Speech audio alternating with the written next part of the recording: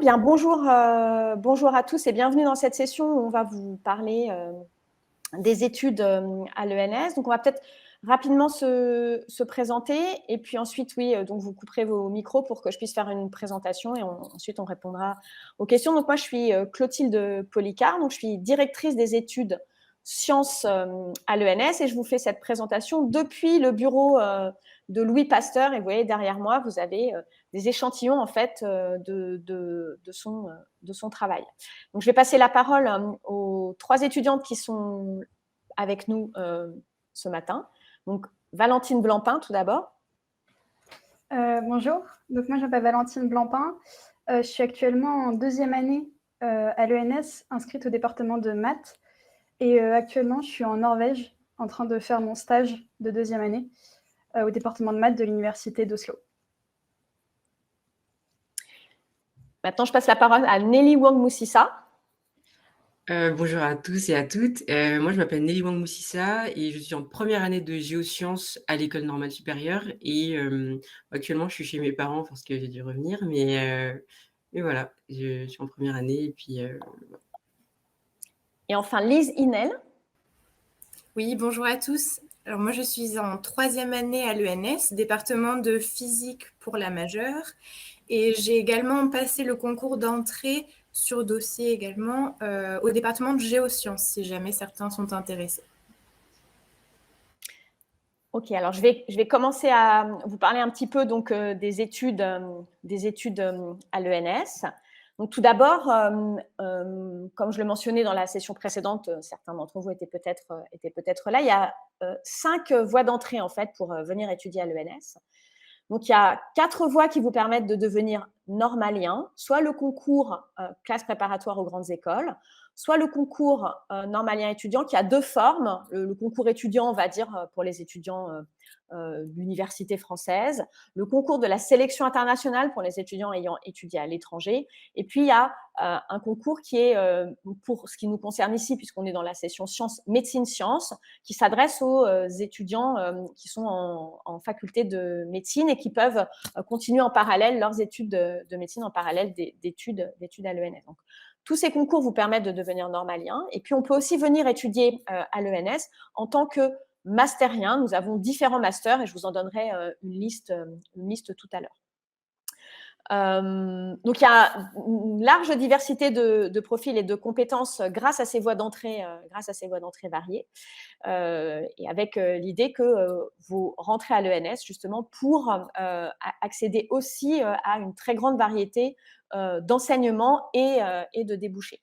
Alors là, j'ai des choses un peu plus précises, mais peut-être je reviendrai sur cette diapo si vous avez des questions. Je voudrais juste souligner un point ici qui concerne une nouveauté cette année dans le concours normalien étudiant. Il y aura des bourses pour les jeunes femmes dans les départements où il y a traditionnellement moins de femmes, donc en maths, en physique et en informatique. Donc, s'il y a des questions sur les concours, je reviendrai sur cette diapositive.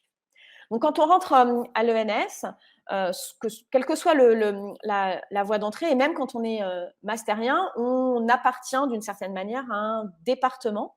Et nous avons 15 départements de recherche à l'ENS, des départements scientifiques qui sont indiqués ici en orange et des départements littéraires qui sont indiqués ici en vert. Et nous avons aussi 2 centres de formation, un centre de formation sur l'environnement et la société, et puis un centre pour l'étude des langues qui s'appelle Espace des cultures et des langues d'ailleurs. Donc, quand vous rentrez, vous allez appartenir à un département, mais comme je vais vous l'expliquer, l'idée des études à l'ENS, c'est de pouvoir multiplier les expériences et d'aller suivre des enseignements dans les autres départements. Donc, non seulement c'est possible, mais je dirais que pour obtenir le diplôme de l'ENS, c'est obligatoire. Donc, je reviendrai là-dessus tout à l'heure. Donc, on obtient, en sortant de l'école, le diplôme de l'ENS avec une majeure. Cette majeure correspond en gros à votre discipline de Master 2.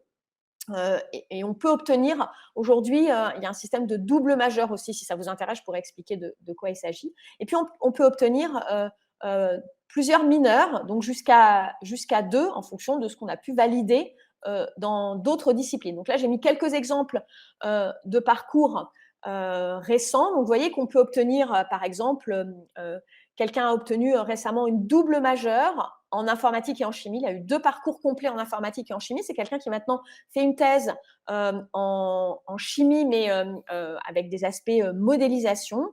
On peut aussi obtenir, par exemple, une majeure en études cognitives avec une mineure en musicologie. Donc, on peut faire des choses avec une majeure en sciences et puis une mineure en lettres. Là, vous avez par exemple majeure chimie et puis mineure théâtre ou musicologie. Donc, ça, c'est des choses qui sont possibles. Donc, dans les mineurs que je vous indique ici, ce sont des mineurs liés à un autre département, mais on peut aussi avoir des mineurs associés à des parcours spécifiques.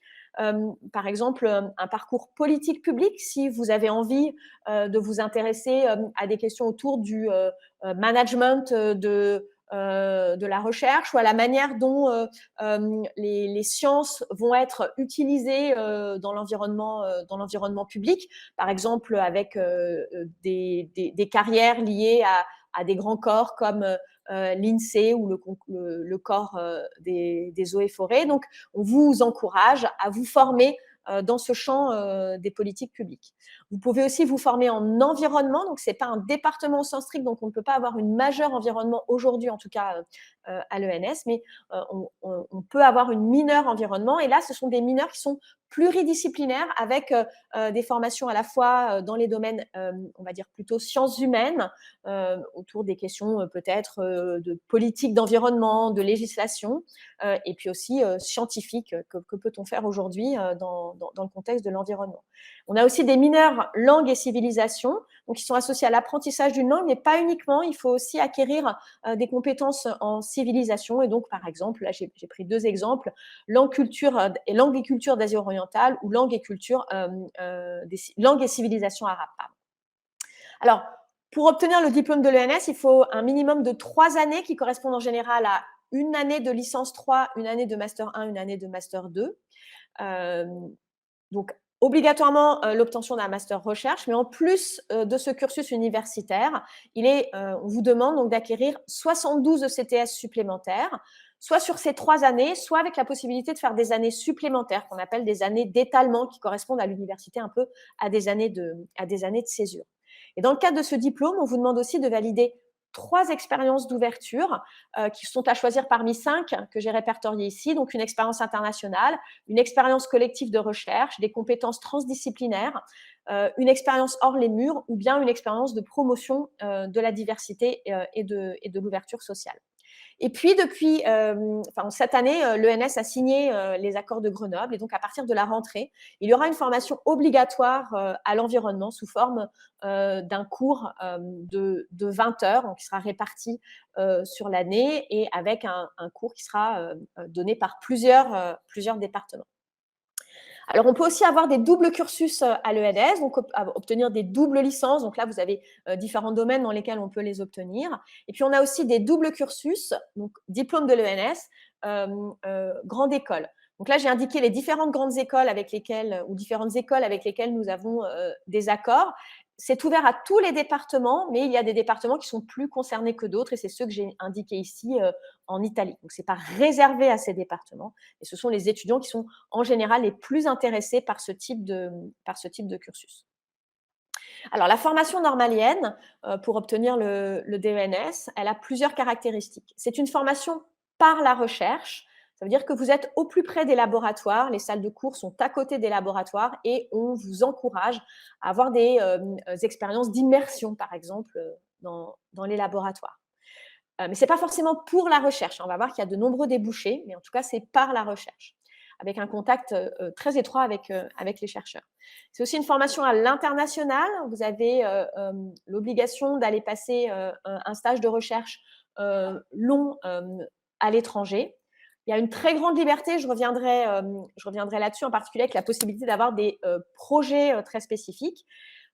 Lorsque vous rentrez à l'ENS, on vous affecte un tuteur avec lequel vous allez, parmi la très large offre disponible donc, de tous les départements, vous avez bien compris, vous allez être dans un département donné où vous allez suivre des études plus spécifiquement, par exemple, de physique, avec un renforcement disciplinaire en physique, mais on vous encourage à aller dans d'autres départements. Donc, toute l'offre de l'ENS vous est ouverte, donc ça fait une offre extrêmement large, mais vous allez être aidé par un tuteur pour faire le choix dans l'offre qui est disponible en fonction de vos projets. Donc, il y a un programme d'études individualisé. Donc, vous rencontrez ce tuteur en général 2 fois par an. Ça peut être plus si vous le souhaitez, pour essayer donc d'élaborer ce cursus. Et par ailleurs, il y a dans chaque département un directeur des études qui répond à vos questions quand vous avez des questions un peu plus spécifiques, éventuellement pour lesquelles le tuteur n'a pas les réponses, ou vous avez des questions qui concernent plutôt vos études en général. Vous allez voir le directeur des études de votre département. Et puis, il y a aussi la direction des études, donc, que je représente, direction des études sciences et lettres, où là, on peut répondre aussi à vos questions quand vous avez des souhaits de parcours, par exemple, entre sciences et lettres. À ce moment-là, on va pouvoir interagir avec vous pour vous aider à trouver votre voie et les cours qu'il est opportun pour vous de suivre. Et puis, il y a une vie de campus unique dont je ne vais pas énormément parler maintenant, puisqu'il va y avoir une session à 11h, à 11h30, je crois, sur cette vie de campus. Alors, pour ce qui est des masters, puisque dans le cadre de votre cursus, vous allez suivre un master, différents masters sont possibles, mais en particulier, il y a des masters qui sont à l'ENS et aussi à PSL. Donc là, je vous ai indiqué les différents masters qui sont offerts à l'ENS PSL. Et puis, vous avez aussi un certain nombre de masters plus largement qui vont être offerts au sein de PSL. Donc là, vous allez y accéder en tant que normalien ou éventuellement en tant que mastérien. Et là, vous avez les liens pour pouvoir candidater. Donc, certaines candidatures sont déjà closes, mais voilà, vous pouvez quand même aller vous renseigner sur ces différents masters. Donc, comme l'a indiqué Anne-Christophe et comme je l'ai dit donc à Christophe dans la session précédente qui présentait l'ENS, et comme je viens de le dire, c'est une formation par la recherche au plus près des laboratoires. Et ça se matérialise par des stages longs dans les cursus, à la fois en M1 et en M2, mais la possibilité de formats très variés comme l'immersion en laboratoire. La recherche se fait sur des temps longs. Et si vous avez envie d'aller dans un laboratoire pendant une journée par semaine, pendant une année ou pendant 1 an et demi, eh bien, c'est tout à fait possible. Et puis, vous pouvez monter des projets de recherche qu'un enseignant va vous aider à monter, mais aussi les directeurs des études. Et donc, vous pouvez élaborer votre propre projet et avancer sur ce projet. C'est une école très fortement tournée vers l'international. Nous accueillons des étudiants étrangers donc, que vous allez être amenés à côtoyer. Donc, ça vous permet de rencontrer en fait, des étudiants venant du monde entier. Mais vous pouvez aussi bénéficier de programmes d'échange pour partir vous-même. Donc, je vous ai parlé des stages à l'étranger, mais ça peut aussi être suivre une partie de votre cursus à l'étranger. Et donc, nous avons une direction des relations internationales qui vous écoute et qui peut vous aider à trouver des bourses pour ces expériences à l'étranger. Alors, il y a une très grande liberté académique avec la possibilité de ces projets dont je viens de vous parler qui peuvent être en lien avec les études ou avec la vie étudiante. Et on peut les valider dans le cadre du DENS, donc c'est 72 ECTS dont je vous ai parlé. Donc là, je prends 2 exemples. Premier exemple, c'est celui de Antarctique 2.0, qui a été un projet mené par une équipe inter-ENS. Il y avait 2 étudiants de l'ENS PSL et puis des étudiants de l'ENS Paris-Saclay et de l'ENS Lyon. Ils sont partis en fait en Antarctique en bateau avec un programme de vulgarisation auprès des écoles. Et puis ensuite, ils ont mené un projet de recherche en général dans le cadre de leur Master 2 sur une station en Antarctique. Et puis, on a aussi actuellement un projet qui est en train de se monter. Et Nelly Wong nous en parlera peut-être. Donc, le projet Volcans, qui vise à aller étudier pendant 15 jours un volcan, l'Etna en l'occurrence, en Italie. Alors, c'est une vie étudiante extrêmement riche avec différents campus à Paris et une vie en communauté. Nous avons un internat. Et ça, encore une fois, on vous en parlera plus dans la session sur la vie étudiante sur le campus, donc qui a lieu, c'est la session suivante. Alors, les débouchés, il y a une très, très grande variété de débouchés.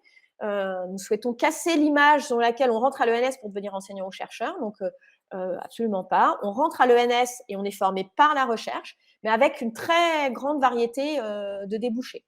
Donc, évidemment, il y a de nombreux étudiants qui deviennent chercheurs ou enseignants-chercheurs parce que voilà, c'est un des sites où on peut faire ça à l'école. Donc, il y a une forte représentation de ces débouchés-là, mais ce n'est pas parce que ce sont les seuls débouchés. On peut devenir aussi cadre en entreprise. Certains étudiants font des startups, par exemple avec l'aide de PSL. On peut aussi devenir ingénieur des grands corps ou bien rentrer dans la fonction publique. Et pour cela, nous vous offrons une préparation spécifique et personnalisée. Et puis, alors ça, c'est un peu plus pour les lettres, mais il ne faut pas l'oublier. On peut devenir comédien ou metteur en scène. Et puis, archiviste, bibliothécaire, métier de l'édition. En fait, il y a tous les possibles au sortir de l'ENS. Et vraiment, l'idée, c'est quand vous rentrez à l'ENS, c'est que nous, on veut vous aider à découvrir ce que vous voulez devenir. Souvent, vous rentrez avec une idée, vous en sortez avec une autre. Et ça, c'est un vrai succès pour nous. Ça veut dire qu'on vous a aidé à élaborer votre projet. Alors, peut-être pour terminer juste, et ensuite nous passerons au témoignage, mais juste cette petite diapositive pour vous reparler du concours normalien étudiant avec les dates, parce qu'une question a été posée dans la session précédente. Donc, le site se trouve, si vous tapez sur le site de l'ENS concours normalien étudiant, vous arrivez sur la page qui est indiquée ici. Et vous avez les dates clés, donc avec les dates en lettres et les dates en sciences. On peut se présenter dans deux départements plus particuliers, voilà, avec une présélection sur dossier et 2 épreuves, et on pourra répondre à vos questions si vous en avez. Donc, je vais essayer de passer sur… Oups, pardon. Donc, ça, c'était pas ça. Je vais faire Escape et je vais essayer de revenir sur cette page-là. Voilà, et je vais arrêter le partage d'écran. Et maintenant, on va passer au témoignage. Donc, peut-être, on va commencer par Valentine. Je regarde s'il y a des questions aussi dans le chat. Je n'avais pas allumé mon micro, donc je raconte un peu mon parcours, c'est ça? Oui. Voilà, une expérience qui vous a paru, votre parcours, et puis une expérience qui vous a paru, que vous voudriez mettre en avant. Donc du coup, moi je suis rentrée sur concours MP, donc j'ai fait prépa MPSI puis prépa MP.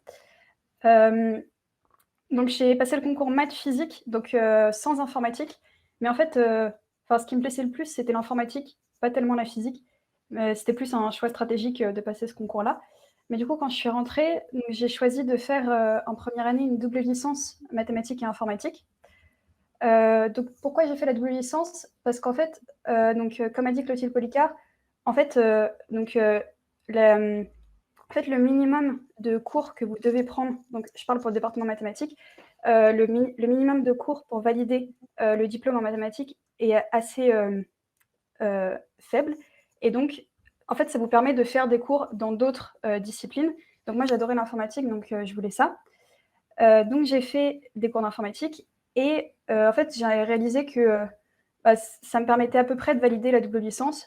Et du coup, j'ai choisi de la valider. Et ça m'a permis de faire un stage en informatique l'été dernier. Donc, dès la première année, j'ai pu faire un stage de 2 mois à Montpellier. Et ensuite, cette année, j'aime toujours l'informatique et les maths, mais je voulais faire un petit peu de cours d'autre chose. Donc, j'ai fait des cours au CRS, donc la formation à l'écologie, donc le type Policard a parlé. Et donc ça, j'ai adoré. J'ai fait un cours qui s'appelle Géopolitique de l'environnement, qui était vraiment super. Qu'est-ce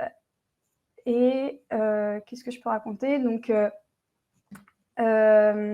oui, et donc cette année, au second semestre, en deuxième année, au département de maths, vous devez faire un stage à l'étranger. Et donc, j'ai choisi de partir à Oslo, en Norvège. Et donc là, je suis en train de faire un stage en géométrie algébrique à l'université d'Oslo. Et ça me plaît beaucoup. C'est super de partir à l'étranger pour pouvoir faire des stages et d'avoir une expérience en labo. Et l'année prochaine, pour un peu parler de mes projets futurs, donc l'année prochaine, en fait, comme Clotilde Policard a dit, il y a plein de débouchés en sortie de l'ENS. Et je ne sais pas encore exactement si je veux être chercheuse ou pas. Et donc l'année prochaine, je vais faire une année de césure pour pouvoir avoir une expérience autre que la recherche. Donc je ne sais pas encore exactement ce que je vais faire, mais sûrement un stage en entreprise. Et donc voilà, c'est pour ça que je vais faire une césure. Et ensuite, je ferai mon master 2 en maths. Merci beaucoup, Valentine. On va peut-être passer à Nelly Wang.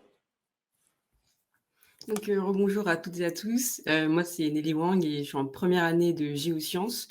Moi, je suis entrée à l'école par le concours étudiant. qui consistait en gros une soumission de mon dossier avec mes notes depuis le bac et après un entretien avec l'équipe pédagogique de géosciences. Moi, avant, j'étais de l'université de Paris-Cité et puis, en fait, justement, comment j'ai entendu parler de l'école, c'était par ma tutrice de stage de recherche que j'ai effectué pendant ma première année de L3 en dehors de l'école, qui portait sur notamment, du coup, l'utilisation de données de géodésie, qui est un domaine en sciences de la Terre, pour organiser le suivi des ressources en eau. Donc ma tutrice, elle travaillait aussi, elle travaillait en même temps à l'Institut de physique du globe et à l'ENS et elle m'a un peu présenté au cours de mon stage, les formations qui pouvaient, la formation que je pouvais faire à l'ENS et donc elle m'a encouragée, vivement à candidater, ce que j'ai fait et pour le coup ça a fonctionné pour moi. Donc à mon arrivée à l'école, ce qui était, ce que je retiens, moi je suis en première année, mais du coup ce que je retiens jusqu'ici, c'est vraiment, le côté, exploratoire qui est permis à tous, les étudiants et étudiantes, de l'ENS, qui est assez fou je trouve. Ce qui contraste vraiment avec, par exemple, que ce soit le lycée ou l'université. C'est que, au-delà des cours et même, au niveau des associations, on peut aller, explorer plein de choses. Mais ça, du coup, je vous encourage vivement à aller, à la réunion d'après, à 11h30. C'est vraiment assez fou et madame Policar, elle disait tout à l'heure, que, on entre parfois à l'école avec une seule idée et on en ressort avec d'autres. Mais entre-temps, je voulais aussi dire qu'il peut y avoir un millier d'idées qui germent et ça, c'est vraiment, le meilleur côté de l'école que j'ai trouvé et ça s'organise notamment en parlant entre les étudiants. Personnellement, j'ai prévu d'ajouter à mon parcours du coup la mineure environnement parce que j'ai un intérêt pour tout ce qui est, notamment avec le CRS, tout ce qui est les thématiques qui tournent autour de l'environnement, les sciences de la Terre et la société. Donc je le fais avec le CRS et pour l'année prochaine, on a aussi une expérience à l'étranger qu'on doit valider dans le cadre du DENS. Et j'ai prévu personnellement d'aller travailler dans un laboratoire en Amérique du Sud, alors peut-être au Chili, mais ça on verra. Du coup, pour une des idées que j'ai eues et que j'ai eu la chance de pouvoir mettre en place aussi cette année à l'école, il y a notamment le projet Volcans. C'est un projet un projet étudiant en fait que je monte avec une camarade de géosciences. Et le but, c'est d'amener des étudiants de sciences, de géosciences et de lettres, que ce soit histoire, géographie, dans la ville de Naples, autour de la question du risque et de mener, de réaliser des interviews, de mener à des micro-projets de recherche pour essayer d'aller parler avec les gens qui font la recherche sur le terrain et sur les volcans. Et aussi, du coup, de faire un petit détour par l'Etna et par peut-être les îles éoliennes. Mais, et du coup, voilà, c'est vraiment un des projets qui est possible de monter en tant qu'étudiant et c'est pas forcément quelque chose auquel j'aurais pensé en dehors de l'école. Il y a aussi un autre projet qui est aussi en train d'être monté par une camarade qui est en lettres, en études hispaniques et par moi-même, du coup, qui est dans le cadre de notre mineur environnement. Mais on a la chance de pouvoir et d'être accompagné pour réaliser un podcast. Le podcast s'appelle Enraciner nos voix et ça, pour le coup, c'est très encouragé aussi à l'école de se réunir entre sciences et entre lettres pour faire germer des projets qu'on n'aurait pas forcément eu les moyens de mettre en place en dehors de l'école. Donc, voilà. Peut-être qu'il faut réactiver votre micro. Oui, merci. Effectivement, si je parle sans micro, c'est pas. Donc, merci beaucoup, Nelly. Et maintenant, je vais passer la parole à Lise. Et pour le chat, j'ai commencé à répondre, mais ensuite, je vais répondre oralement. Ce sera plus simple, je pense. Donc, c'est pour ça que je n'ai pas répondu à toutes les questions. Alors, j'ai moi aussi une formation universitaire. Donc, je suis rentrée à l'École normale supérieure sur dossier par la voie du concours normalien étudiant. et j'ai intégré le département de physique. Je suis rentrée avec l'envie de faire la recherche. Et comme disait Madame Policard, vous rentrez avec une idée, vous sortez avec une autre. Je suis l'exemple parfait qui illustre cette phrase-là, puisque donc, je suis rentrée avec l'idée de faire de la recherche. Avec ma formation universitaire, c'était tout à fait naturel. Et d'ailleurs, c'est ce qui a motivé mon envie d'intégrer l'ENS. Et je ressors avec le projet d'intégrer un des grands corps de l'État. J'aimerais devenir ingénieure du corps des ponts, des eaux et des forêts. Et d'ailleurs, je prépare le concours d'entrée cette année. C'est au cœur de l'actualité. Et alors, qu'est-ce qui m'a menée qu'est-ce qui a fait qu'il y a eu ce changement de direction ? Eh ben, c'est justement cette offre large d'enseignement, cette grande diversité avec une forte pluridisciplinarité à laquelle on nous encourage. Donc, j'ai suivi la mineure environnement dispensée par le CERES. Donc là, vous avez tout un ensemble de conférences, d'ateliers qui sont organisés, qui vous permettent d'approcher différentes thématiques environnementales avec une approche encore pluridisciplinaire. Et d'un autre côté, j'ai voulu... C'est parce que j'ai suivi la mineure politique publique que j'ai voulu passer le concours d'entrée dans le corps des ponts, des eaux et des forêts.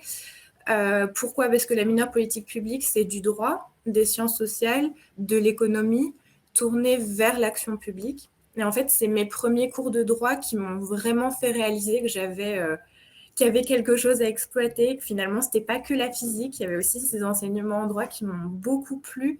Les stages qui ont suivi, puisqu'on nous demande de faire des stages dans le cadre de cette mineure. Donc, j'ai vraiment un parcours assez, je pense, caractéristique du normalien qui se fait sa propre voie avec d'un côté des stages en recherche. J'ai fait en tout dans mon cursus 4 stages, même 5 stages en département, en laboratoire de recherche et 2 stages dans le monde de l'administration. Et je pense que ce qui fait vraiment la force du normalien, c'est cette capacité à coupler tous les points de vue, à avoir comme une formation très plurie finalement pour pouvoir dialoguer avec différents acteurs, les scientifiques d'un côté, le monde un peu plus administratif de l'autre. Et sans ma formation à l'ENS, je n'aurais jamais découvert ces possibilités d'évolution de carrière et je n'aurais jamais eu la formation adéquate. Voilà. Un autre grand avantage de l'école, je pense, c'est la forte proximité qu'on a avec les enseignants. Donc, on vous a dit qu'on est tous très suivis, on a un tuteur. La direction des études est elle aussi pas très présente, mais très accessible. Il y a vraiment cette volonté de... je pense, casser les barrières et malgré le fait qu'on soit quand même une grande structure avec 350 élèves par promo, voilà, il y a quand même malgré tout cette forte proximité. On encourage les projets étudiants et je pense que c'est une réelle chance qu'on a tous. Voilà, donc ça vous fait plein d'éléments à mettre dans vos lettres de motivation. En tout cas pour ceux qui passent les concours normal étudiants. Bien, merci beaucoup Lise. Alors là, ce que je vais faire, c'est que je vais reprendre les questions qui étaient un peu complexes, peut-être pour répondre rapidement. Mais évidemment, toutes les trois, si vous voulez ajouter des choses à ce que je dis, n'hésitez pas. Donc, on me posait des questions sur... alors, j'ai commis une erreur tout à l'heure sur les dates dans la session précédente. Les dates pour le concours normalien étudiant en sciences, c'est du 15 mars au 28 avril. Les premières dates que j'avais données, c'était celles pour les lettres. A priori, les lettres doivent arriver avant. Il y a une petite tolérance, mais il faut quand même, c'est mieux qu'elles arrivent avant la date limite. En théorie, on les prend pas après. Est-ce qu'on peut... Alors, c'est bien d'avoir un professeur. Donc, si on est en classe préparatoire, c'est bien d'avoir un professeur de classe préparatoire, je pense. Mais oui, on doit pouvoir, si un enseignant, vous avez interagi avec un enseignant sur autour de motivations liées à des projets d'avenir, des projets de recherche, peut-être c'est un peu excessif, mais dans le cadre, je ne sais pas si ça existe encore, mais les TPE, peut-être que vous avez encore fait des TPE au lycée. Oui, bien sûr, on peut avoir un professeur de lycée, c'est envisageable. Il faut quand même que ça soit quelqu'un qui vous connaisse bien. Les lettres de recommandation qui marchent, ce n'est pas des lettres de recommandation standards, c'est des lettres de recommandation qui montrent que on vous connaît et on sait que cet environnement avec de pluridisciplinaire, avec de nombreux projets vous conviendra. D'accord? Donc, le choix de ce point de vue-là est important et il est entre vos mains. C'est à vous de décider.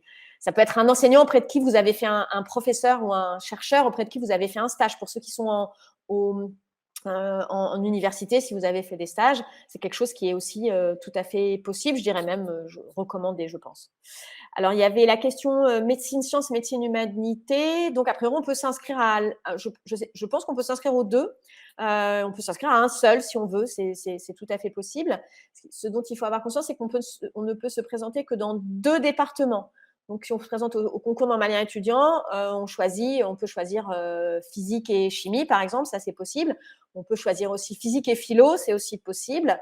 Donc, si on se présente en médecine sciences, en médecine humanité, je pense qu'on doit pouvoir prendre un département en sciences, un département en lettres, mais sans doute pas 2 dans chaque. Ça, vous pourrez en savoir plus. Je pense que Alain Bessy, qui est responsable de ce programme, sera présent cet après-midi à la présentation du département de biologie. Et c'est peut-être à lui qu'il faut demander. Sinon, vous envoyez vos questions par email et les gens répondront évidemment à ces questions-là. Alors, après, qu'est-ce qu'il y avait? Combien de mineurs peut-on suivre? Donc, c'est un maximum de 2 mineurs qu'on peut valider. En fait, on ne suit pas vraiment, on ne s'inscrit pas dans une mineure au DENS, on la valide a posteriori en fonction du parcours qu'on a eu. Et donc, on peut en valider au maximum 2. Alors, peut-on candidater au concours normalien étudiant même si on est titulaire d'un diplôme étranger? Donc, la réponse est oui, bien sûr. La sélection internationale est aussi là. C'est une possibilité supplémentaire, mais le calendrier est très différent. Ça ouvre à l'automne et là, on vient de faire les épreuves, je pense que c'était en février. Donc, le timing est différent parce qu'à l'étranger, les choix de cursus se font avec des emplois du temps un peu différents. Mais oui, on peut candidater au concours étudiant normalien lorsqu'on est titulaire d'un diplôme étranger. Et on peut faire envoyer des lettres de recommandation en anglais. C'est tout à fait possible. En possédant déjà une licence, peut-on candidater à la fois on candidate en sciences, on candidate au concours normalien étudiant et en général, on vous refait faire une licence. C'est ce qu'a expliqué Nelly Wang. Elle avait fait une licence à l'université Paris-Cité. Mais en fait, le cursus est très, très particulier à l'ENS. Ça va très vite, c'est très mathématisé. Et donc, l'expérience, il est arrivé il y a de nombreuses années que certains étudiants qui avaient déjà une licence, on les mettait en M1. C'est extrêmement difficile en fait d'intégrer une promotion au niveau M1 et puis c'est difficile de se mettre dans le rythme. On n'a que 2 ans à ce moment-là. Donc actuellement, en fait, il se trouve que la première année, c'est une L3, mais en fait, on rentre en première année. On fait première année, deuxième année, troisième année. Et il se trouve qu'en première année, le plus souvent, c'est une L3 qu'on fait. Si vous aviez une question pour les sciences cognitives, je dirais des choses un peu différentes, parce qu'il n'y a pas de L3 en sciences cognitives. Donc, s'il y a une question spécifique pour ça, je pourrais y répondre. Mais donc, si vous candidatez, vous pouvez candidater à la fin du L2. Il y a peu de chances quand même d'être retenu. Il faut être vraiment extrêmement brillant et extrêmement convaincant dans l'audition. La plupart du temps, on candidate après le L3 et on réintègre un L3. D'accord? Mais ce n'est pas du temps perdu et il faut que vous en ayez bien conscience parce que ce qui va être enseigné à l'ENS, c'est des formats assez différents et avec des angles d'attaque qui sont différents de ce qu'en général vous avez fait à l'université. Peut-être si je peux rajouter quelque chose par rapport à ça, justement. Faut vraiment pas s'inquiéter de faire un L3 avant de candidater et de revenir en L3. Moi, personnellement, je le vis très, très bien. L'école normale, c'est vraiment un environnement très différent de l'université et ne serait-ce que vous allez vraiment pas regretter, je pense, de refaire une année, ne serait-ce que pour s'intégrer, dans la vie de l'école. C'est vraiment, vraiment chouette et aucun regret. Et puis en plus, je rajoute qu'en plus de ce 1A, 2A, 3A ou L3, M1, M2, il faut valider 72 ECTS au diplôme de l'ENS. Et donc, si vous avez des facilités, c'est l'occasion finalement de valider autre chose à côté dans d'autres départements. Quelle possibilité? J'essaie de ne pas louper de questions. Donc là, il y avait Mathieu Labrier sur licence, donc j'espère que j'ai répondu à votre question. Quelle possibilité pour un parcours entre sciences et lettres? Toute possibilité. Il n'y a aucune limite.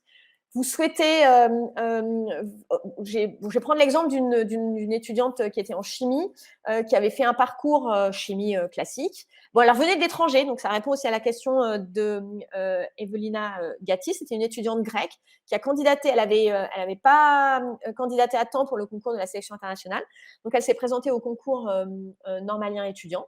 Elle a donc été prise et elle a, en plus de la chimie, elle a fait un parcours en art et elle a obtenu le diplôme de l'ENS avec une majeure chimie et une mineure art.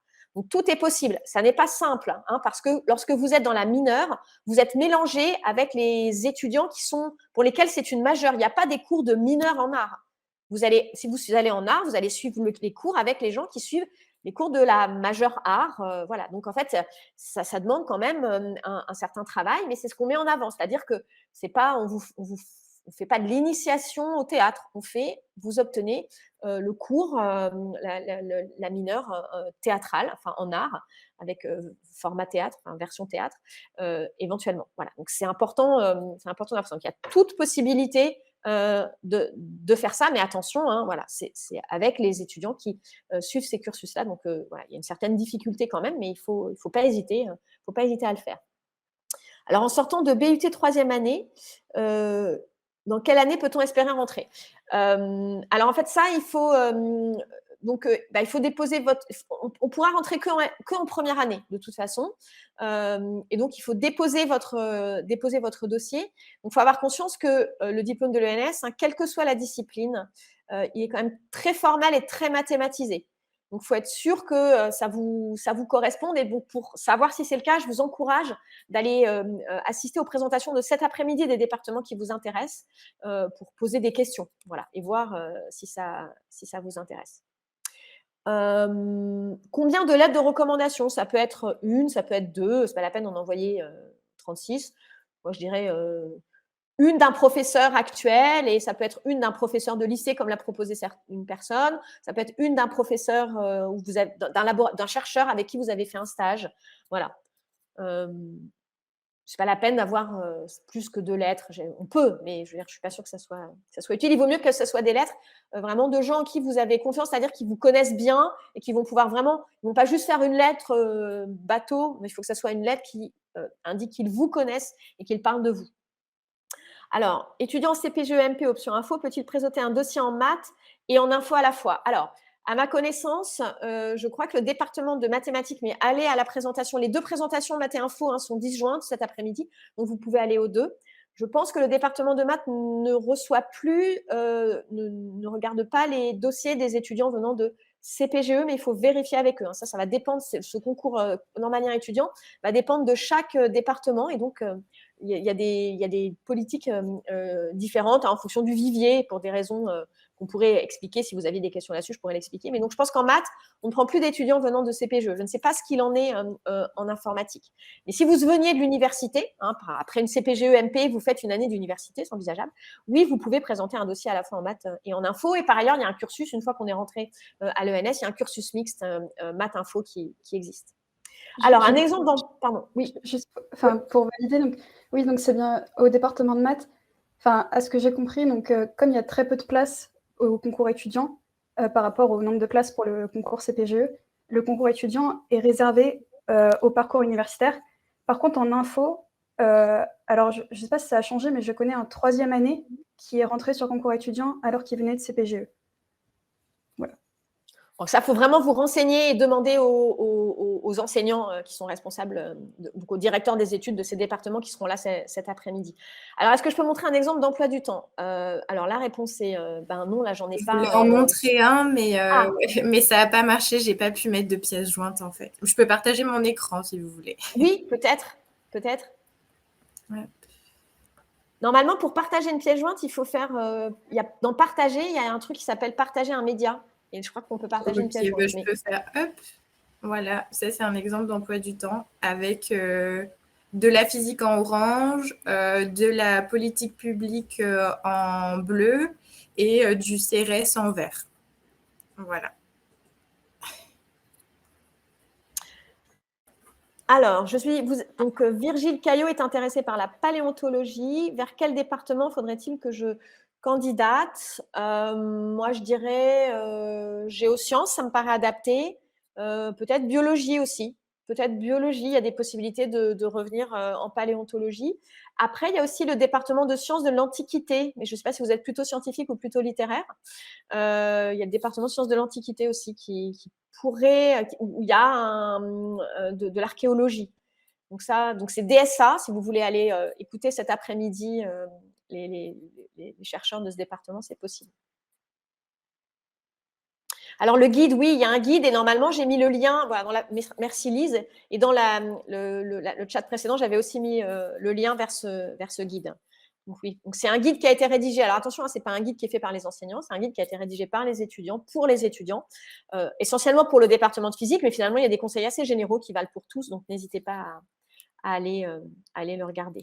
Alors, Félix Dieric, il y a un très grand nombre de parcours possibles avec des options très variées. Est-ce qu'on a quand même… Oui, alors on a une classe, mais qui peut quand même évoluer au cours de la scolarité. Il y a des promos qui sont plus ou moins grandes, mais il y a des esprits de promo qui se créent. Enfin là, je pense que les étudiants pourraient me confirmer ça, mais je crois que Nelly Wang l'a dit tout à l'heure. Il y a des esprits de promo qui se créent, et puis il y a des esprits de promo qui se créent, je dirais, même entre départements. C'est ça qui est assez caractéristique, c'est que quand on est passionné par un sujet, on va rencontrer des étudiants d'autres départements, et on va former un groupe, par exemple. Bon, je peux parler de la fanfare, par exemple, les gens qui aiment bien jouer des instruments avant ou apprendre à jouer des instruments avant se réunissent et vont faire un certain nombre de choses. Donc, ça les occupe bien. Donc, voilà, ça crée un groupe, alors qu'il n'y a pas un groupe classe au sens strict, mais un groupe avec des intérêts communs. Alors, si les élèves de CPGE peuvent candidater également au concours étudiant, est-ce que cela ne réduit pas? Alors, non, parce que, en fait, il se trouve que, je vous ai dit que quelques départements ne prennent plus les CPGE. Dans les départements où on continue à les prendre, c'est parce qu'en fait, il se trouve que le concours de manière étudiant n'est pas investi. En fait, on a assez peu de candidatures de l'université. On cherche la vocation à terme, c'est que ça soit des étudiants de l'université.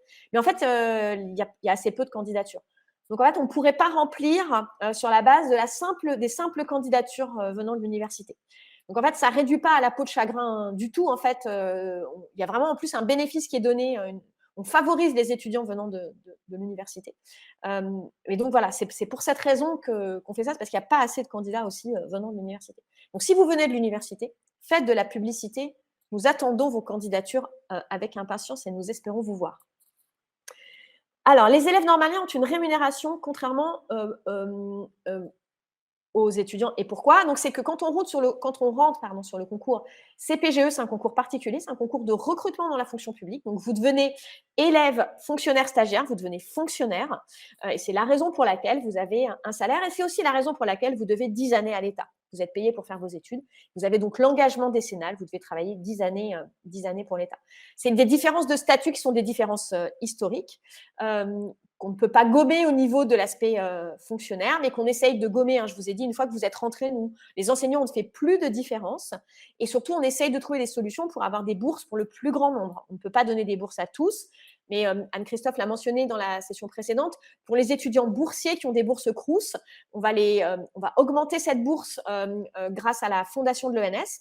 Qui rajoute 50%. On essaie d'augmenter ça, mais voilà, c'est des possibilités. Et puis, je vous ai parlé des bourses pour les femmes dans les disciplines scientifiques, maths, physique et informatique. On va cette année, pour les étudiants du concours normalien étudiant en maths, qui auront été lauréates pour les étudiantes lauréates en maths, physique et informatique, il y aura une bourse qui équivaut à la bourse de la sélection internationale et à la bourse de médecine sciences. Ça va? Est-ce que ça répond à votre question? Alors, il y a Erwan Buret qui pose une question. Vous avez montré les partenariats. Est-ce qu'il y a des partenariats? Alors oui, les établissements littéraires. En bas, il y avait dans ma liste, il y avait des établissements. On a des partenariats avec HEC, l'ESSEC, des écoles de journalisme. À ma connaissance, nous n'avons pas de partenariat avec l'école des Gobelins, Louis Lumière ou l'école de la Cité. Nous n'avons pas ces partenariats. Après, s'il y a une volonté, on peut envisager de créer. Ça prend un peu de temps de créer des partenariats, mais ça pourrait se faire, ça pourrait se créer.